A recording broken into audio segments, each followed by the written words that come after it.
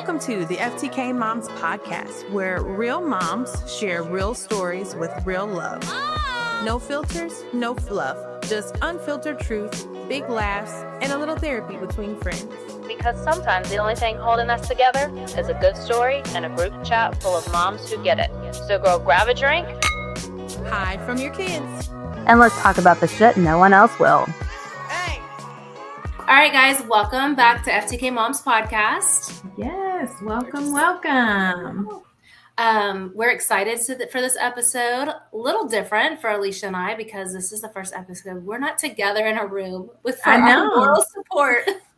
Separation anxiety. It's a real thing. I know, but we're so excited to have our guest, Kristin. Kristin, hey, welcome. Hey, glad to be here. Yes. But as usual, before we kick off the podcast, we love to share some FTK mom moments, fails, successes. Alicia, Kristin, do you have one? Because I have one that's fresh, but I'd love if y'all have one to share, y'all can. Wow. I feel like there's something every day with my two boys. So I never know what's going to come out of my 8-year-old's mouth. He's our feral child. Judge my parenting on the first one, not the second one. But, we just went through a fall festival Friday night, and he's got on Harry Potter costume, and I'm like, oh, you look so great. You might win the contest. Can you do the British accent? And he goes, no, but I think I can do Indian and French. Isn't that what Mario is? I'm like, no, Mario's Italian. Like, we'll work on this. But, sometimes I'm like, oh my gosh, he's my problem child. Right. And so you just kind of have to roll with whatever comes out of his mouth. So. Oh, I love that. Yeah. Those are fun. Well, mine was Friday morning. I normally, before I leave, I make sure I see what Eli's wearing, but I had to be out early Friday.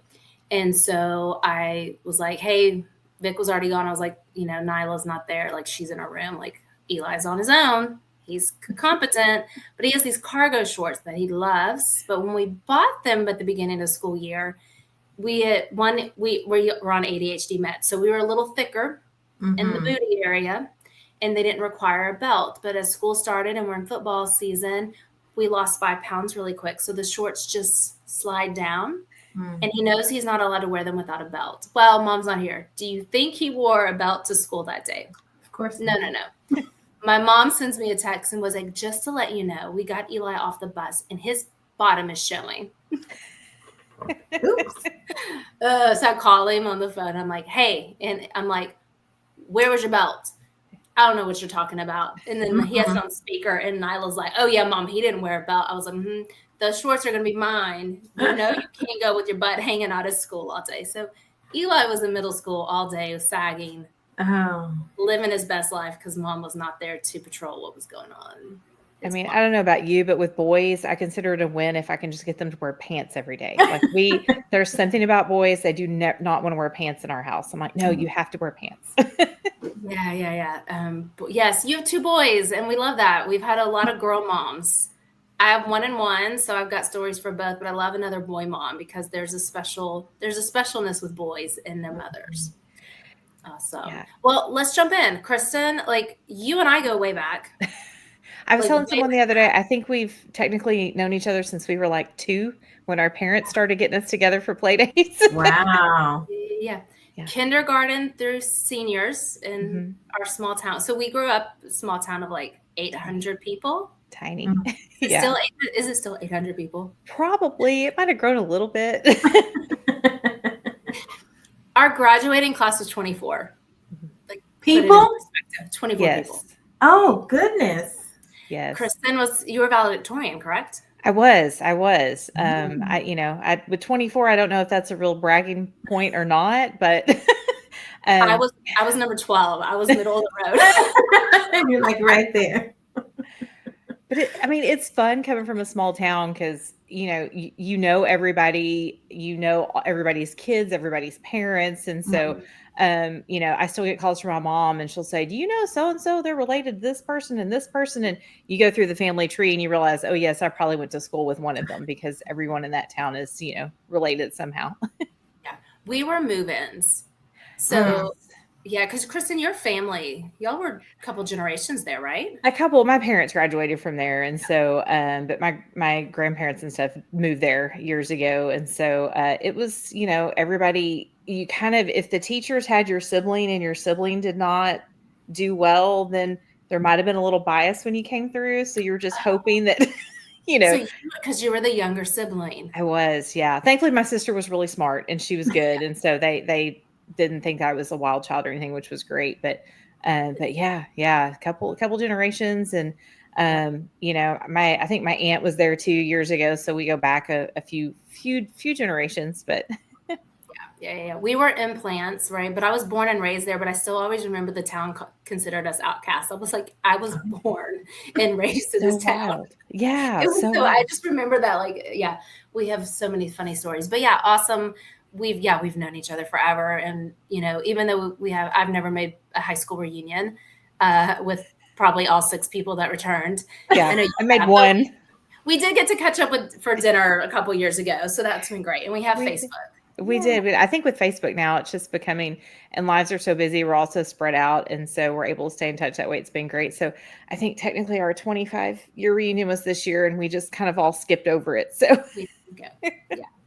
And Alicia, like, to put this into perspective, it's not like one class reunion. It's like the town does all classes on one weekend because you're so small. Every 5 years. Yes. They're like, we're not gonna rent a whole place just for a few people. That's like, right. Everyone from all, but there's nowhere to rent. There's not even really where to stay or anything. But I will say, small as it was, though, I mean, I think we had a really great childhood. You got to be involved in everything, which was really nice.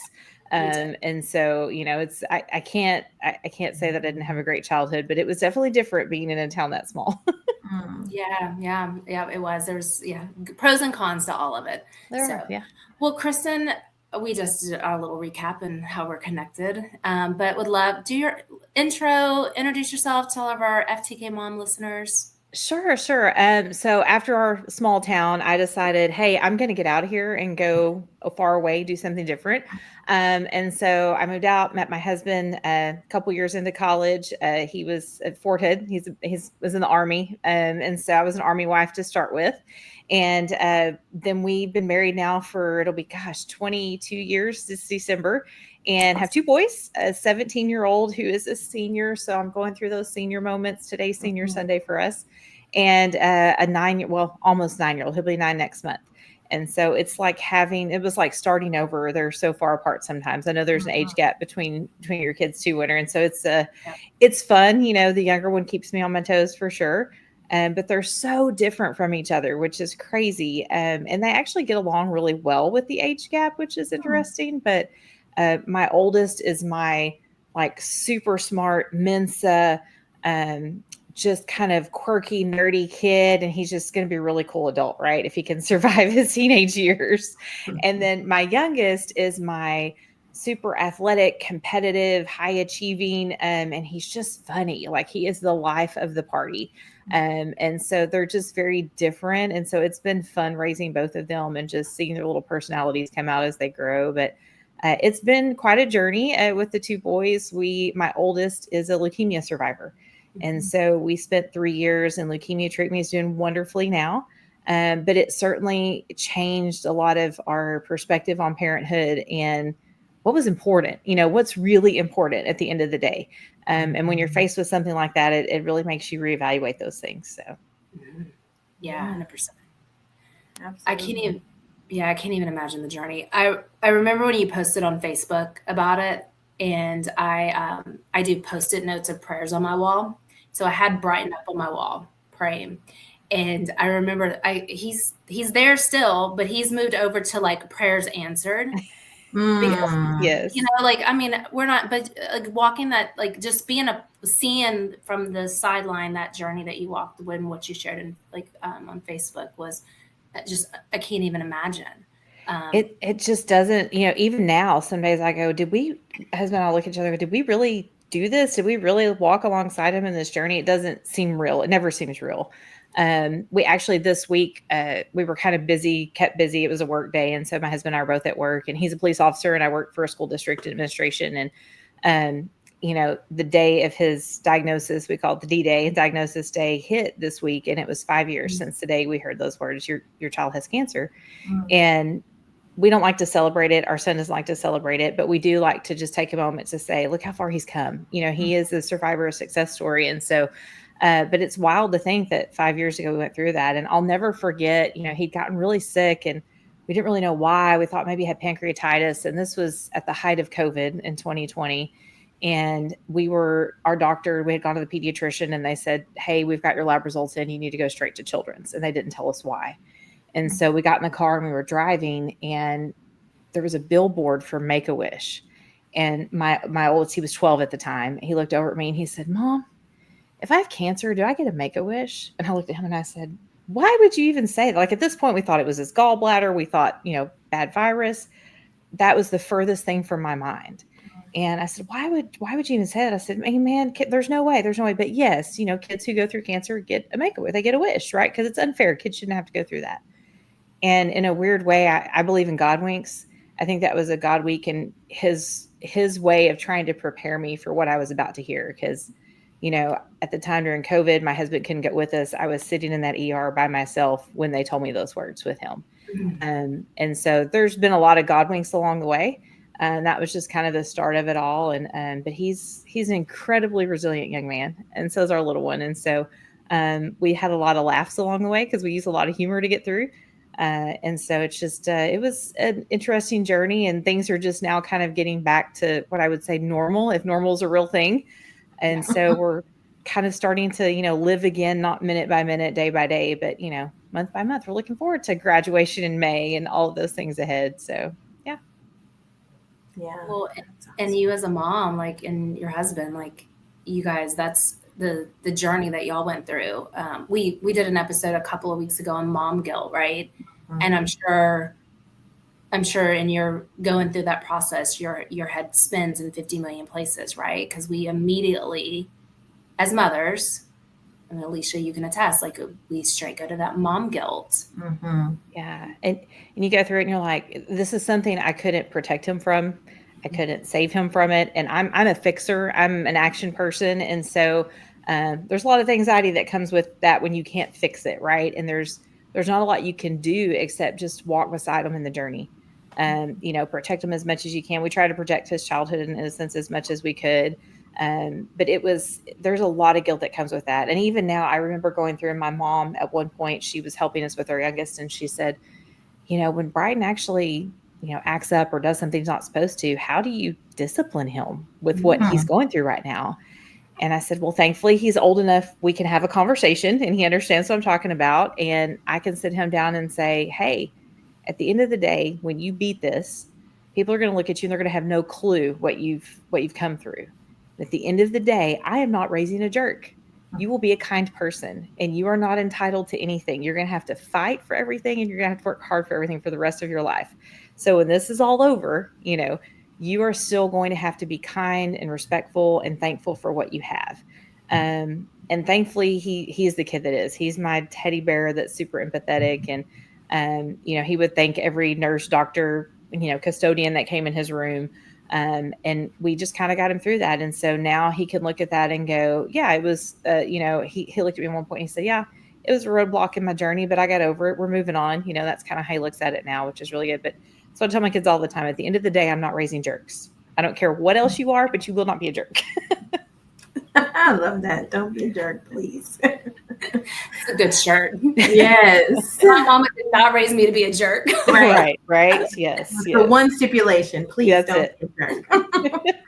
And that's such a pivotal time, right? At 12, right? There's so many things happening, at that age, right? Hormonally and right, transitioning from elementary to middle, right? So kind of talk about that and how you all dealt with that. With a lot of grace and a lot of humor. He got to go back to school for about 9 weeks after the schools had shut down for COVID in the spring. We went back for 9 weeks in the fall. We went off to fall break in October, and when we got back, he got diagnosed. And so he had about 9 weeks of middle school. We told him, we were like, middle school's your awkward years. Those are the weirdest, worst years. So you just got to skip them. Like, you have to think of it that way. But then my husband at one point said, there's a whole bunch of things you learn in middle school, not from your parents, that he's going to miss out on. I can remember we were driving to Children's. He had treatment at Children's in Dallas, and it's on Harry Hines Boulevard. And winners, you remember growing up in Dallas area, Harry Hines is known for its lovely evening activities. The women that walk the streets, that's kind of the ongoing joke. And we were driving. I thought, okay, here's my moment to try to be the cool mom and explain some things that he's not going to learn in middle school. And I'm like, this is Harry Hines. And when I grew up, this is where, the hookers would come. Do you know what a hooker is? Because I'm thinking, he's not learning any of this slang term. He's not in middle school. And he looks at me and he goes, oh, yeah, that's what you call your girlfriend. And I went, oh, no. I'm so glad we're having this conversation, because if you go off to high school and call your girlfriend a hooker, she's going to break up with you. Like, that's not it. You're not getting a girlfriend. Yes. Right. Yes. We need to work on these things. So, we worked through some of those funny moments with, him missing middle school, and he had some great friends, and we had a lot of support from our community to work through it. But one of the unintended consequences of being what would normally be a shy, bashful, preteen going through puberty is he got very comfortable with the nurses and doctors, because, they saw everything. We spent 100 days in the hospital his first year. And so a lot of times, you wear a gown, or they have you bring a fluffy robe. Well, he didn't like that. He just wanted to wear boxer briefs. So again, another reason why my children do not like to wear pants is because he lost all sense of modesty when it comes to nurses and doctors. And so we have to remind him that, you have to wear pants. You can't always walk around like this. But the nurses and doctors were incredible, and they really helped us through it. And there was a lot of help at the hospital from like child life specialists and things that helped us. But we tried, the biggest hurdle was trying to keep him from getting sick. It wasn't, leukemia in children is what they say is easy to treat in the sense, but it's sneaky. It comes back a lot. And so that's why the treatment is so long. It's 3 years of chemo, because it hides in the blood cells. And a lot of children pass away from infection, from complications related to it, not from the chemo and the leukemia itself. And so we were terrified, during COVID, that he's going to get sick. It was very isolating. He had 3 kind of friends. One of them was from his own school, who'd been diagnosed a month before he had with a different type of leukemia, who were going through that same journey that he made friends with that first year. And by the end of the first year, all 3 of them had passed away. And so that was a whole other struggle. And we had to keep reminding him that every kid is different. Every story is different. You are more than a statistic and a number, right? We would do crazy things like, there were no shoes in the house. We couldn't have any potted plants. He couldn't eat leftover rice because of bacteria. All these tiny things you don't think about. We had to change his toothbrush and his shower curtain every week. Mold and things like that. And so we did everything we could behind the scenes to make it healthy. And then what we would do is we would say, okay, we're going to go to the movies. And I would go in and Lysol the chairs, and we would get him out of the house and out of the isolation. And we would find different ways like that we could keep him safe. We'd go to Topgolf because it was outdoors and air. We would go, get our booth space, and try to protect, the childhood that we could, that he had left. And I'll never forget when he was being interviewed afterwards, he was telling his story because he was part of this big chemo drug shortage, and was working with a great organization called Angels for Change. And they asked him to kind of advocate. And so they had NBC National News come into our living room, which I've never cleaned my house like I've cleaned my house for national news in your house. And they asked him at the time, they said, hey, this must have been such a hard journey, so hard for you. Tell us how that was. And he sat next to me and he said, it really wasn't that hard. My parents were there. We laughed, I got stuck with a lot of needles. That was really it. Wasn't a big deal. And I almost started crying. And I told my husband later, I said, because if that's what he remembers, then we did our job right. We did everything that we could. And that's kind of how he describes it now. Like, he's, no big deal. This kind of nonchalant kid, we're like, dude, you beat cancer. You have like the ultimate mic drop for your college applications right now. Like, this is a big deal. So, yeah. Well, and it speaks volumes but of the parenting you guys and the support that you provided, right? Because the support that we bring in as parents is game changing for our children and how they see the obstacles they're going through. It is. And, we kept telling him, sometimes life just sucks and things are really hard. And it's not from anything that you did or anything that you caused. And you just got to go through it. But you don't have to go through it alone. And that's really what we told him. I mean, how many times have we had something thrown in our lives and you're like, gosh, I really don't want to do this. This is so awful, but you don't have a choice. You just have to kind of push through it. And, that's what he did. And that's what we tried to do. And when he got mad and would scream, and he's my very follow the rules kid, does not do any wrong. And I remember he was in a lot of pain one time. It was actually on his 13th birthday, and the chemo had actually damaged his pancreas. And so he is now a permanent diabetic thanks to the chemo. Just another obstacle. But he was in a lot of pain, and we were rushing to the hospital. I'm driving through the Metroplex. It's rush hour, steering wheel grip on it. And he's just, curled over in the seat next to me. And he's like, oh, Mom, it hurts so bad. I said, scream, yell, let it out. I don't care, whatever you got to do. I said, if you need to cuss, cuss. And he, here's this 13-year-old. And he kind of looked at me like, is that okay? And I just remember he just all of a sudden goes and just drops the F-bomb in the side of the car, just screams it out. And then he looks at me again, like, can I say that? I was like, it's fine. It's fine. Just whatever you got to do. We're going to make it to the hospital, right? We're doing it. We're doing this. And so just giving him that flexibility to, be a kid, but he was kind of thrust into this, grown up path long before he needed to be. So, yeah.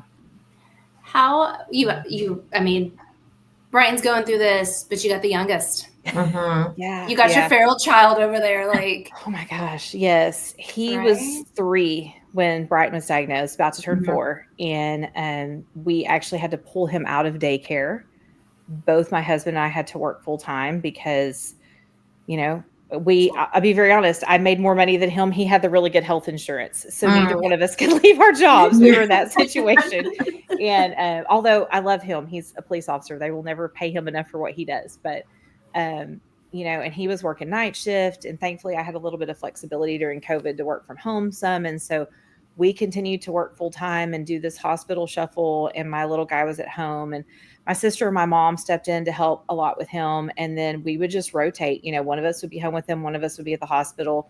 And he just knew that, Brighton was sick, and we told him he's going to be okay, but he's going to have to go to the doctor a lot. And we just kind of took it one day at a time with him and loved on him extra. And I remember when Brighton rang the bell 2 years ago, he was starting first grade, and they do something called Good Things every morning at school, where they come in and they talk about the good things before they move into the day. And he got up and talked about how his brother beat cancer, just very matter of fact. And our family was great, and he was doing wonderful.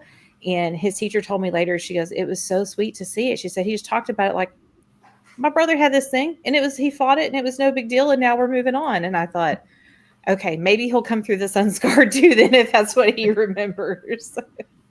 Yeah, because it's hard not to get stuck in the why. Why is this happening? Why is this and especially I think explaining to kids, right? If your oldest son was 12 and your youngest was 3, right? How do you explain and help them wrap these things around their little minds to understand? But it sounds like, y'all did an amazing job. And we had a lot of help from, the counseling teams and support teams, because the one thing is our oldest was getting a lot of attention and getting a lot of gifts and things sent. We had a lot of support.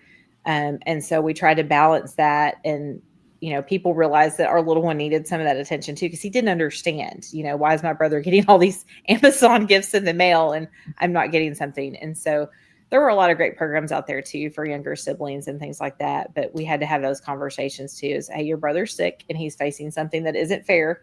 So he may get some more things. That doesn't mean that, you aren't special and important too. But just having to talk through all those things that we never really thought about before with them it's been really interesting. And at the same time, then my little guy, we sent him to kindergarten with an air tag in his pants because I was really afraid he was going to run out the door and just decide school was not for him. Right. So for the first month, I pinned a little air tag in his pants. And then when we realized that he wasn't going to run out the front door, we took it out. But, he had his own challenges, and that's just kind of how life is.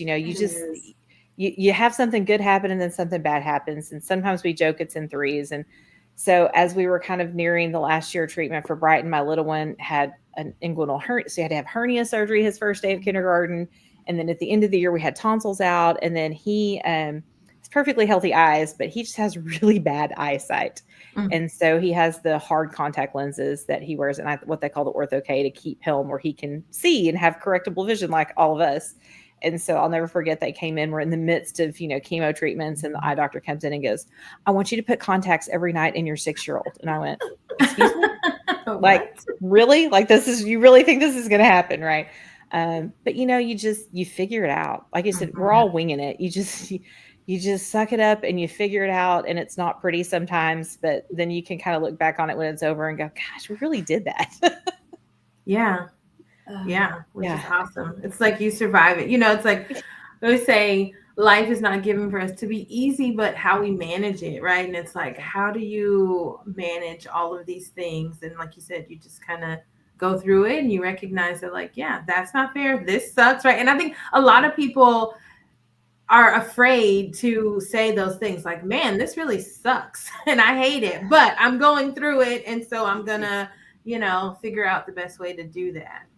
And sometimes you just need to really hear that. I know my husband and I would come home, we'd be working between hospital, and you're just angry. You're just angry that this happened and you don't understand why. And I would come home and just kind of just let it out. And I would have to consciously stop myself at the end and look at him and go, "But I'm not angry with you. Like, this is not about I'm angry, and there's no one to be angry at. And I just need to let it out. And I need you at the end of the day to say, that really sucks, and I'm here with you. I don't need you to fix it. I just need you to let it be for a minute." And that really worked for us. We watched a lot, being a military wife. We survived our first year of marriage. He was deployed for 14 months in Iraq. And, we watched friends go through that. They say first responders have a super high divorce rate as well. And then there's also a super high divorce rate with families whose kids face pediatric cancer diagnosis. So I said, man, we just hit the trifecta, didn't we? Like, we're just going to check them all off the list. And if we can survive this, we can survive anything. And y'all are doing pretty good. 22 years. Yeah. But let me tell you, if I didn't have a degree in communications, this might look a lot different. Oh, yeah. It's funny you say that. I remember when we started the journey with Eli, and I started diving in, and I was like, oh, for parents that have special needs kids, it's like a 75% divorce rate. And so I remember specifically looking at Vic, and I was like, hey, first of all, first-time marriages have a 50% divorce rate. So we were already like a 50-50 chance. Now we just threw this kid in the mix. So now we got 75% of a chance. Like I need you to know that we just need to talk this out, because we don't have really good odds. Yeah. That's what we say. And we look at each other and like, we're too far into this now. Like, this is, we're not backing out. But a lot of it was just being very honest with each other about feelings. But it was a conscious effort to just stop and go, but I'm not mad at you. This is not about you. And we just had all these feelings, and we had, there was no one to be mad at. There was nowhere to direct it. And so that takes a lot of effort too, but we're still here, still standing. I still love him more today than I did when I married him. So that's a good sign.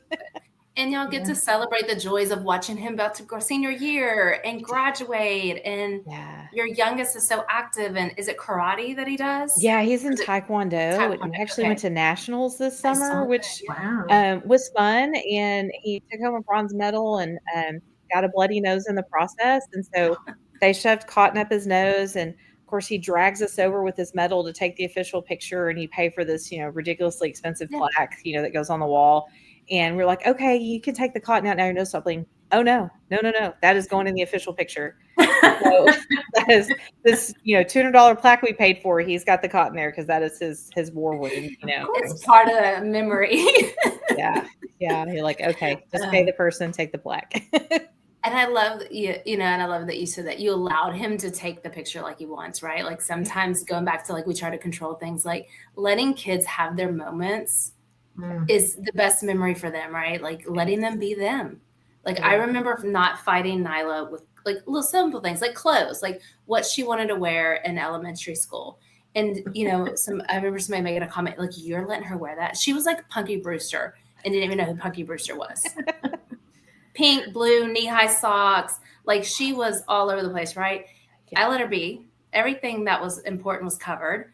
And I remember telling her, like, hey, these pictures are these I love. I don't care what she wears. I'm going to cherish these forever. And she gets mad. She's like, you let me wear that?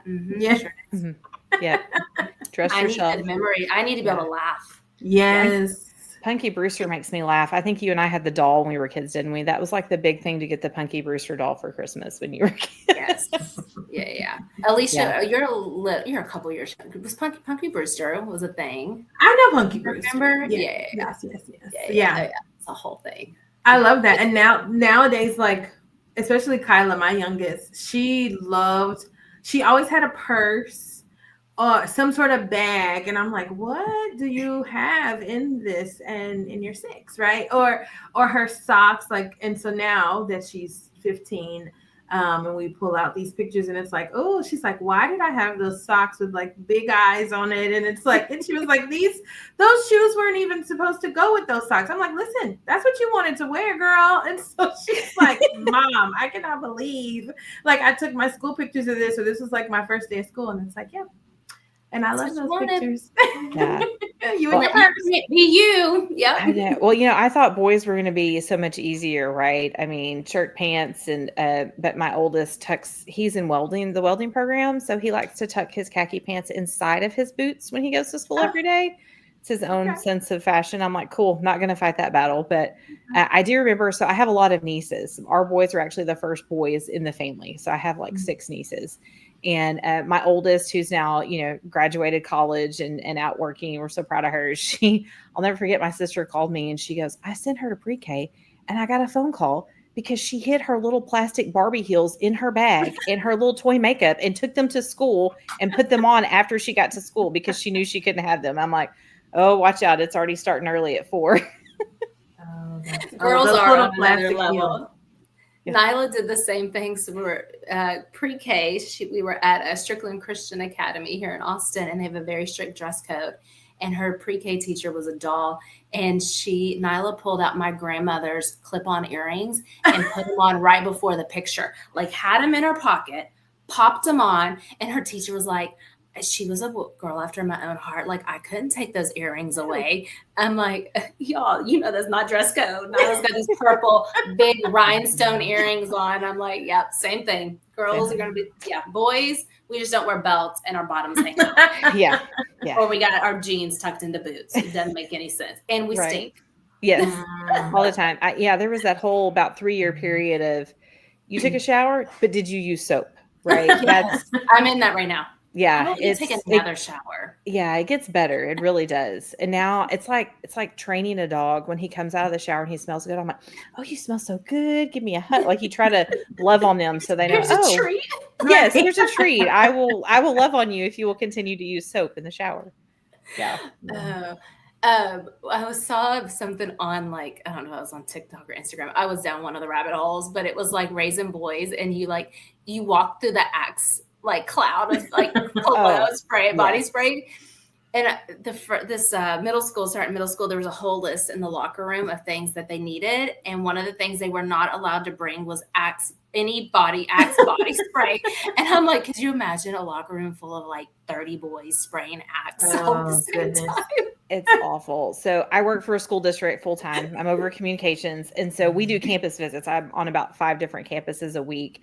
And sure enough, we have 4 middle schools. They all smell exactly the same. They all smell like Axe body spray when you walk through the locker rooms. You're like, oh yeah, that's a little rough, but I guess it's better than the alternative. Yes. When they go through that like musty stage and it's like, wait, not only did you wash with soap, but then did you put deodorant on? That's like a big thing that I would have to remind my girls to be like, okay, like, you don't want to be the stinky kid at school. Because my oldest, Linnea, went through a stage where she was just like, I think she was like 11, where she was just like, I don't feel like I should have to shower. And I'm like, girl, but do you smell yourself? Because like, we smell you, and that you don't want to be the stinky kid. And so it was like, not only do you wash with soap, but then you put the deodorant on, because that is important. Because I worked in a school too for a long time, a high school, and they will be like, okay, y'all didn't use soap or deodorant. You just used the Axe spray, and like the mix of those The combination of those odors just don't go well. You need all things. Yeah. Oh, kids, they're the greatest. Yeah, so fun. Yeah, I like to point out, this gray hair is from this one, this gray hair is from this one. They just keep giving me gray hairs, but they're fun. I mean, I tell my husband all the time, we'll go out to dinner, just the two of us, and always end up talking about something funny the kids did. And I said, because they're pure entertainment. I mean, they are our entertainment with the things that they do and say. Oh, all the time. Yeah.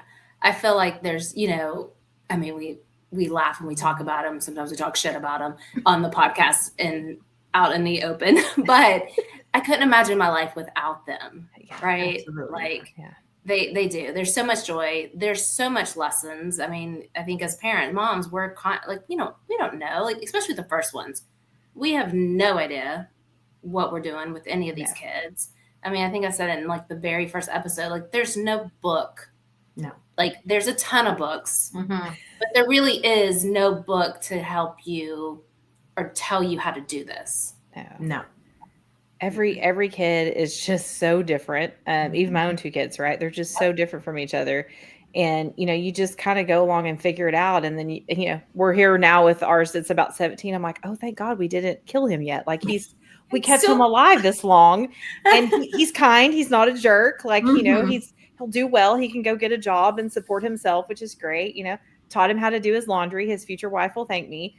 Those kinds of things. And, the second one, I don't know. I think it's because we're more relaxed, and I joke, that he's a little bit more feral, but he really is a good kid. He's perfect at school, gets great grades, all that kind of stuff. But he's just my wild child. And my husband reminds me all the time, like, you really wanted that one. Like, it took us a while to have, you really wanted him whenever he's crazy. And we got a new dog about 3 weeks ago, and he's a little more. We had a dog we'd had for like 13 years that passed away. And so obviously he was slowing down toward the end of his life, and this new dog is more puppy, really energetic. And so we were fostering him for a week, and my husband said, what do you think? I said, yeah, what do you think? You think it's going to be the right fit for us? And he goes, well, he's got some red flags, but he's fun. And I said, you could say the same thing about Colton, and we kept him. And so, so that's now been the family joke, is he's got some red flags, but he's a lot of fun. So we keep him around.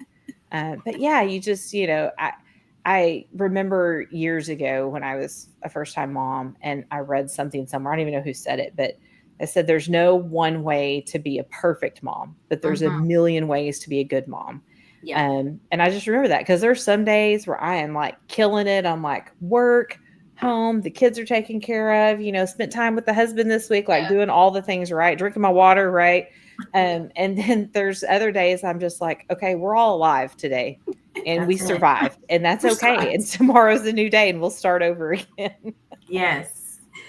We're still here. We made it another day. Like, okay, check. That's right. Oh yeah. It's so hard. It does comes in threes too. Sometimes you're like, it pours and it just doesn't stop, right? The kids, the house, the jobs. Yeah. And you balance all of it. And there is no balance. I think there was a CEO, a woman CEO that I watched the other day that was like, there is no balance. You just get it done. And you do. Yeah. And sometimes it's pretty. You're right. Sometimes we look great at doing it. And sometimes it's super ugly. Yeah. There's weeks I'm like, I'm killing it as a mom. And then the next week it's like, I'm not killing it as a mom, but I'm killing it at work. So, we'll trade off again next week. They all lived. They had food. They're still here. We'll make it. I think it was a couple of weeks ago. Maybe it was a month ago. I had like I had a moment. Like, it was a Saturday morning. We had a football game. Eli has not been a morning person this go round.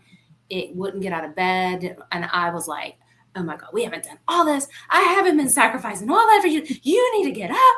I like pick him up. He's my height now. I'm like, you're going to this game. He walks in and he looks, and I'm like, I can't right now. I just gotta walk out. Nobody spoke to me the whole day. They just ignore me. I had a full moment. I didn't speak to anybody. It was a rough day. We're all good. We made it through, and it's just, you have those days. You do. And I know, sometimes our boys are so on the go during the week that usually on Saturdays we'll try to do something as a family, kind of like you guys. If there's not a Taekwondo tournament or something else, some event going on. So I'm like, come on, we're gonna, get in the car and go out to dinner as a family. And they're like, I'm gonna stay home and play my video games. I'm like, you are gonna get in the car and we're gonna have family time, whether you like it or not. Like, just everybody's gonna be happy. Just get in the car. Mm-hmm. So yeah, you have those moments. Yeah, I feel like those are more than anything. Yeah, was it last summer? A girlfriend of mine gave me zip lining passes at Lake Austin or Lake Travis. I'm like, okay, great. I don't have to pay for it. This is a $400 outing. We're gonna have fun as a family. No arguments. I don't hear it. And I'm like, it's crossing my fingers the whole time. I'm like, short trips, short outing. Can we do it without fist fights? I'm not really sure. Nyla starts, Vic starts. They are two of the same. They just back and forth. And then Eli's nervous, so he's back there just talking, and I'm like, oh my God. And I'm like, I can't snap. I'm just let it go, right? Is that let it go? We survived. We all had a good time, and I was shocked. I just kept my mouth shut. I just was like, are we gonna do this? Can we get through? Just family time is all I ask. That's it. And it's like so much pressure to feel. And I'm pretty sure my husband doesn't feel that pressure, but it's like, I don't know if it's a mom thing. Like, will we feel that pressure of like, are you having fun? Is this fun? You better be having fun. Like, this is our family time. And I remember we went to like Kalahari when it first opened, and I spent so much time like trying to find the right tickets and room, and and it was like in Round Rock, right? Which is, I'm like, but we're going to stay and it's going to be so much fun and all the things. And I was so stressed, worrying, trying to make this perfect family stay a vacation. And then finally I was like, why does it matter? Right? Like, we're here, we're together. Like, it's a water park. Let them do whatever they want to do. I mean, my kids are 7.5 years apart. So Linnea, I'm pretty sure, was like 18, and Kyla was like, 11 or something like that. And so, but they had a great time, but I had to like you said, let it go, because I was stressed out just trying to make sure, like, this is fun for you. Are you having fun? Is this great? Do you love this? Are you loving this? And they're like, are you okay? And I just want to make sure you're having fun. Right. And it's like letting go of that pressure of like, it'll be fine. Yep.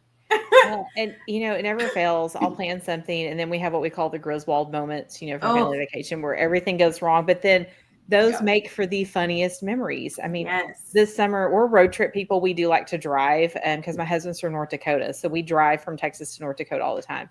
So we drove to Salt Lake City for Colton to do his Taekwondo nationals and spent the week there. Well, the one thing my 17-year-old wanted to do was stop in Amarillo and eat the 72-ounce steak. He wanted to do the steak challenge because he's a diabetic. So he's like, it's all the meat I can eat, Mom. Like, it's no carb. I'm like, okay, cool. So if we're going to stay in Amarillo the first night, we're going to have an experience. Guess what? There is a brand new covered wagon. We can sleep in a covered wagon. So here I am trying to make this special moment. Guys, we get to this covered wagon. Now, granted, the wagon was brand new. It had a private bathroom that was also brand new. Like, the accommodations were nice. But we get there, and apparently the people before us had clogged the toilet, because I guess they ate the steak as well. And we go out to dinner, and I guess maintenance does not get it unclogged. It doesn't tell us. So we get back to our little wagon at midnight and can't use our toilet. My husband and my 17-year-old have just eaten 72 ounces, well, not quite, but almost 72 ounces of meat. They're feeling queasy. They're sick. We're in this wagon. It's late. Like, we all just wanted to go to sleep. It was horrible. So we're having to use, like, it's a RV campground as well. So they have like a, clubhouse. So they're having to walk to the clubhouse bathroom.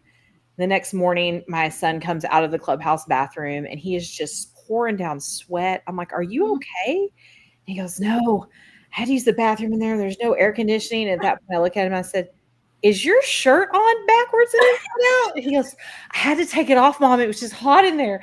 Everybody get in the car. No one else use the bathroom in here. Like, we're just going to get in the car and drive another hour down the road and you can all use the bathroom. Like, this is ridiculous. We had meat sweats plus real sweats.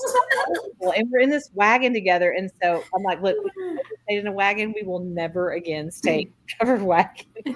It sounds really good from your home on the internet when you're looking at it. Exactly. Pictures. Yes. Yeah. Oh my God, those adventures. Yeah, because y'all do a lot of RVing. We do. We don't always take RV, but we do a lot of road tripping, and we just really like it. And that's where I think some of the best memories are made. And I am a type A. I want to plan everything, but I met my husband who's very laid back, go with the flow. And so over the years, I think he's mellowed me a lot. So now I'm a little more go with the flow. I'm like, okay, we know we're going to spend out in Amarillo, but I don't know where, right? We're just going to go. We'll book it on the phone as we go. And so we started doing some things like that and found some really unique places along the way. And, but we love it. We've driven all over, and the kids are actually really great road trippers, which is good. But we've had some very unique experiences before that are really entertaining. And there's someone always gets sick. We always lose someone in a store and have to go find them. And I mean, we've driven all over states everywhere. And so it's always an adventure, but that makes for the best memories and the things that we remember. Yeah. So yeah, we do. We've done quite a few road trips as well, and they're always very entertaining on my end. Yes. And my problem with this crew that I've raised is that the oldest one, her only thing that she likes to eat is sushi or like ramen or like Chinese food, right? We're very limited things that we'll eat. And sometimes when we're driving, like we drove to Colorado or Kansas, or we did Iowa this summer, there's not just always sushi in some of these places. Yeah. Landlocked is not a good choice for sushi. No. Yeah. And then I have Eli who only eats burgers, which that's a lot easier to deal with. But then Vic's just as picky. Like I have all these, I don't care where I eat. And so we did Iowa. We went out to Iowa this summer for the 4th of July. And we stopped overnight in Kansas City. Found a great little spot, hotel. So, of course, my husband's like, we have to have Kansas City barbecue. And then, of course, I was like, I don't eat barbecue. And Eli's like, but is there a burger? And I was like, so I find this, we get recommended to one of the places. So we go there, and I was like, I'm like 4 blocks down is a sushi restaurant. I'm just going to walk. I was like, okay, keep your Life 360 on. I hope you don't get kidnapped. Bye. She went and found her sushi. We picked her up after we ate barbecue, like that. And the same thing, right? Like, because in the past I would get so upset with all of them, and now I'm like, whatever. Yeah. Y'all do what y'all. My only one I care about is Eli. He gets his burger. You two figure out life. I'll eat whatever is available. That's kind of where we're getting now. Now that Brighton's older, she was like, you guys are old enough to make sure you don't go hungry. So as long as the little one gets fed, we're okay. Yeah, figure it out. Yeah, but yeah, it is hard. It is, I think so. Yeah, I mean, the SAT personalities on the same way, like the control, right? And I think through parenting, especially like when they're little, it's very easy for us to be in full control. Even when they're in that early stages of elementary, we still have full control. But that transition, middle school, high school, and then even like Alicia, like your oldest is 23, like Nyla's about to be 19, like these young adults, like these are rough times for us. Control freaks. Yeah, absolutely. Yeah. I'm a little worried what my youngest is going to bring when he gets to this age, because my oldest, he is so bonded with us because of what we went through. Yeah. And he's kind of an introvert anyways. And, he's got a little defiance in him, but not a lot. And he really trusts us with everything we went through. So I'm like, I'm not really getting a whole lot of the rebellious teenager yet. So I'm just like, oh gosh, I'm going to be too old and tired by the time my youngest one gets to that age. I'm just kind of dreading that to see, because he will be my one that is rebellious, and he will be the leader that will convince everybody else to jump off the cliff with him. And that's what we're kind of worried about. Dad's a cop, mom's at the school. I'm going to be that kid. I mean, I may have put the fear of God in them before and said, look, if you guys mess up, this isn't normal, because I work here, Dad works here. Like, this impacts our jobs. So you can't mess up at school. So, do you like the life that you have? Because if we don't have the jobs, you don't get this life. That's right. Exactly. And I can threaten Colton too. He's like Nyla with the ramen. Like, if we can't make money, you're just gonna have to eat ramen forever. But then he would love that. So yeah, doesn't really work as a threat. Oh yeah, Nyla just works to go buy her sushi. I just need y'all to know that that's the only reason. Like, her part-time job supplies her gas money and her sushi because she doesn't pay any other bills. That's all it does. And so yeah, I'm like, honey, we really need to discuss you learning how to budget and not eat sushi on a regular basis. But what is she came to me the other day. She was like, I think I have a parasite. I was like, you probably do. You eat raw fish all the time. Yeah. Have fun. Like, right. Whatever. Figure it out. Oh yeah. The kids are hilarious. Yeah. Eli will be another one too. Like, I remember like having the first one. I laugh at parents because I'm like, their first kids I feel like are always great little kids. They're great babies. They're great little elementary kids. And I think it's enough to think that I can have more and they're all going to be great. But that second one's never great. That second one is like, you're like tested from the minute they come out. But then I feel like that older one transitions, and like in my experience, teenage years have sucked with her. So I'm crossing my fingers that with Eli, I get a little bit of a break with middle school and high school, but I doubt it. Yeah. Don't feel like it's in my cards. Yes.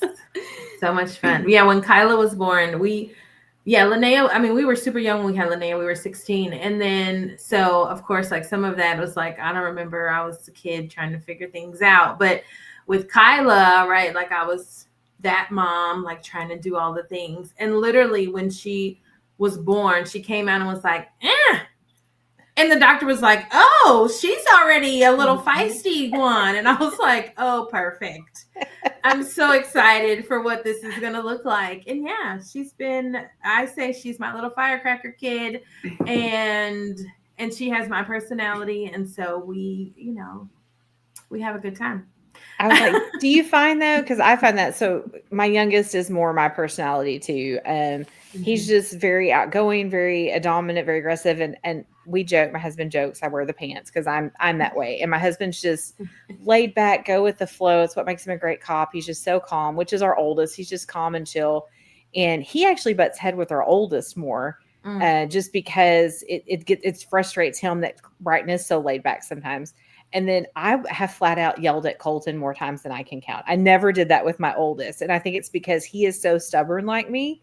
And so do you find that though? I feel like we butt heads more with the kids that are more like us than anything else. Yes. And it's nothing like arguing with yourself, a smaller version. And then it's like I said this in another episode where it's like you raise your kids to be, emotionally intelligent and all of these things. But then when they start using those things on you, where she's like, well, Mom, it sounds like, and I'm a therapist. So she's like, well, Mom, it sounds like that you just need to take a break and we should circle back in about 30 minutes to have this conversation. And I'm like, fine.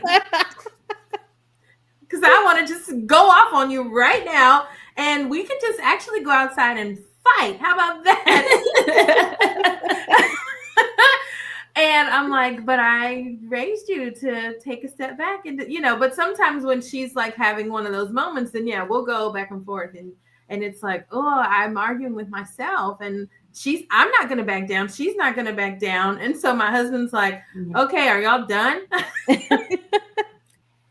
And I think so too with like the girls, like when you see like a girl, like the attitude, the demeanor, and I'm sure for your husband, like looking at Brighton, like there's the whole demeanor. He's right. There's like this reflection that he doesn't even realize he's looking at sometimes.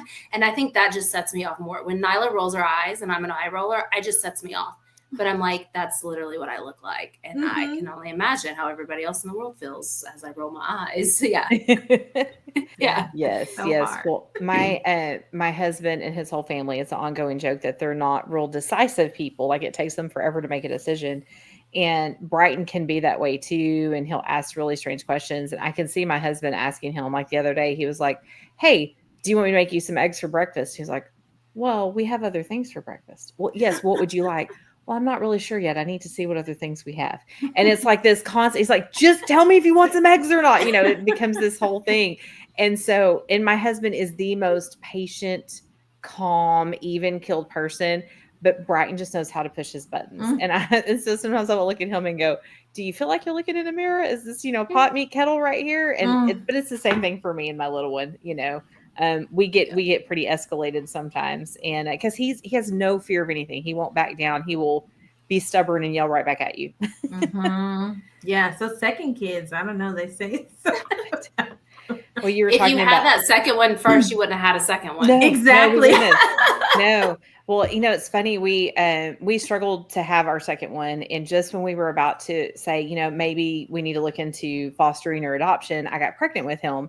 And you were talking about, your daughter coming out feisty. He comes out, they lay him on my chest, and you're supposed to have that awe moment.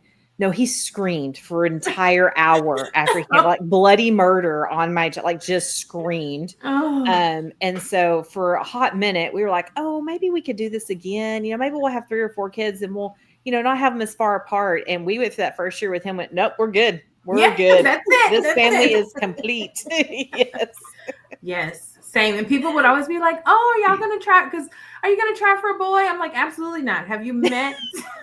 These 2 girls. Second kid. And you said, Kristin, that your boys get along even with the age gap, but my girls, and my oldest is 23 now, and Kyla is 15, and they still, I'm like, are y'all really arguing right now? Linnea, you don't even live with us. Like, what are y'all? And they're like, I'm just not going to talk to Kyla for like a couple of days. And if she calls me like for a sister date or something, like, I'm just not going to talk to her. And I'm like, what? What's happening? So I don't think Jenna, and you have an older sister, Kristin. Y'all are 5 or 6 years apart. We're actually, we're like 6.5 years apart. Yeah. I was gonna say, I don't think we became close until we were like, Jenna was like mid 20s and I was in my 30s. Then that's when we really bonded and like, we're best friends now. Kristin, I don't know your experience with that either. That was us too. My sister and I fought like crazy. We would go on family vacations and my mom would have to put a pillow in between us in the back seat and say, each of you go to your corners. Like, we're not doing this. Right. And as she went off to college, I think things started getting better in that. It took a while. But it wasn't until I got into my 20s and, she was in her 30s that we have become really good friends now. And I think what I love about the age gap in our sisterhood is she can so relate to what I'm going through now because she's already been through it. And so to have her, share her advice with me is always great. But also just, we've gone through so much in both of our lives. So we're like, she and I are really different too, just like my kids. And I love her. I will do anything for my sister in the world. But, she and I live different lives. I don't agree with everything she does. She doesn't agree with everything I do. And at the end of the day, I'll tell her if I don't agree with it, but I'm still going to love her and be there for her. And so, we just don't do all the gossip and the, the stuff like that. And that's really pulled us closer together, is that we can just be completely honest with each other now. But, but we're getting older. We're hitting that almost into that we do not care club phase. Yeah. And so I am there. I think that's part of it too, Yeah. But it's been really nice. She actually started teaching in the district, and this is the first time in our entire lives that we've actually worked in the same school district, and I'm really loving it, having her here close by. So it's been good. That's cool. So Alicia, there's hope. There's hope. What we're telling you is they will be best friends. Just someday. A little bit more. You got probably another like 10 years. 10 years. Yeah. Okay, great. Here we go. Yeah. There's hope. I have just retired from being the mediator. I'm like, okay, whatever. Whatever you are arguing about, it doesn't even matter. Like, don't include me. I remember at one point, my mom put us in the living room and gave us each a pillow and said, you each get 2 cuss words. Go at it. And I'm timing you. Got 5 minutes. And by the end, we were laughing so hard we forgot we were fighting about. But I can remember that as a kid.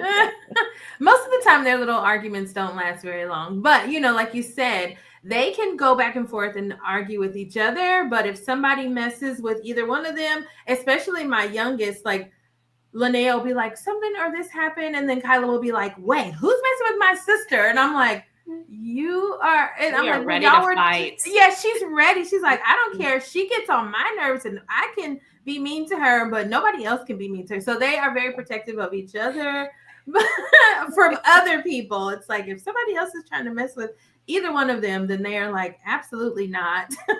Which sibling love is so great. That's why you have to have 2, even though that you just be prepared that second one's wild. Oh man. Yeah. 100%. Well, anybody messes with my 17-year-old is my soft-hearted one. and my little guy in Taekwondo, he'll come in and he's like, and Brian said, yeah, this kid was messing with me at school. And my little one will go, do you want me to take care of it? I mean, he's 8, y'all. He's like 70 pounds soaking wet. And he's like, but my hands, these are registered as deadly weapons. I'm about to get my black belt. I mean, he thinks he's real big business. I love it. Yes. Yeah. He's like, don't worry. Nyla and Eli, their relationship's weird. I don't know if you'd get either one of them. I think they're both just going to run their mouth and not fight anybody. I don't know where you're getting with them. Good luck on that. But it's different when you have boy a and a girl. though. When you have a boy and a girl, it's different. Right? Because like girl and girl, like we're fighting over like sisters stealing clothes. They want the same dog, whatever the case. Boy and boy, I'm sure there's some of the same, right? You're the same similars. We have 2 different, we've got Nyla and they're 6 years apart. And then Eli, so totally different likes, dislikes, totally different like things they do. But there is a cute bond that they have. And it's really come the last couple of years. We've seen that, because for us, when Eli was so impulsive, like when you say like when you air tagged Colton, you were afraid, Eli was my runner. Like Eli, if we didn't have a death grip on him anywhere in public, that kid was gone. And so it was so difficult, and Nyla was so ashamed of him. So we went through like a really hard transition where she was like, didn't want him around, didn't want him at any of her activities. And so that was a really tough. So now they've really started their bond, and it's cute. It's funny. And then then they're in the kitchen fist fighting. Like slapping each other. I'm like, please, y'all go somewhere. But yeah, it is funny. Siblings are great. You gotta, I think, and it was, Kristin, we were the same. Like, Alicia, I know y'all had, I was like, do I have another one? Do I want another one? Do we do this? Like, I was content with one going in, and then something guilted me that my child needed a sibling. And here came Eli. Oh, goodness. Well, Kristin, thank you so much. This has been great. We've enjoyed sharing. Thank you for being, honest. Thanks and sharing your story. Yeah. Before we leave, though, we love to end with, do you have any piece of mom advice that you would like to share with anybody, mom going through life? Oh, I think sometimes, and I've had to kind of adopt this motto from that type A personality, is it is what it is. There is so much that we cannot control. And so you just kind of have to take it and roll with it. And, if you can laugh along the way, pick your battles, right? Then at the end of the day, hopefully you won't raise any jerks. Yes. And you're there for what matters and for the big moments. And I think that's the most important thing, is that, I think for us that causes a lot of anxiety and stress because of what we want to control, because we want to protect and we want to keep our kids safe. And, when life hits and you can't control it, it is what it is. And so you have to find a new normal and a new way around things. And because like I said, there's no handbook, there's no one way to do this. And so you got to find what works for your family. Yeah. Yep. Yeah. Awesome. Well, thank you again for sharing. Yes. Alicia, we got another one in the books. We got another one. Thank you so much. All right, guys. Until next time. Bye. Thanks. Bye. Bye. That's a wrap for today. If you laughed, cried, or yelled same, hit that subscribe button. Follow us on Instagram, Facebook, and TikTok, and DM us your FTK moment of the week for a chance to be featured on an upcoming episode. FTK Moms Podcast. Real moms, Real stories. all with real love. ProPod Digital.